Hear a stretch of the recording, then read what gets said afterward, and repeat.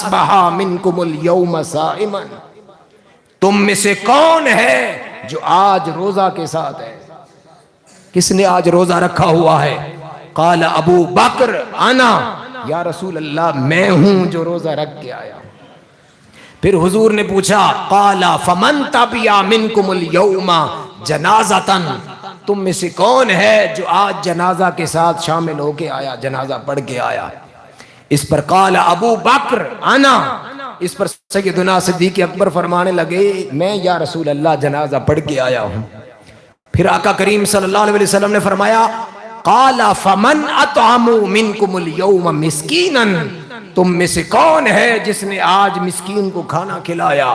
اس پر ابو بکر صدیق فرمانے لگے قال انا یا رسول اللہ، یا رسول اللہ میں مسکین کو کھانا کھلا کے آیا ہوں۔ پھر فرمایا قال فمن عاد منکم اليوم مریضا، تم میں سے کون ہے جو آج کسی مریض کی عیادت کر کے آیا؟ اس پر ابو بکر صدیق فرمانے لگے انا یا رسول اللہ میں مریض کی عیادت کر کے آیا۔ پھر فرمایا فقال رسول اللہ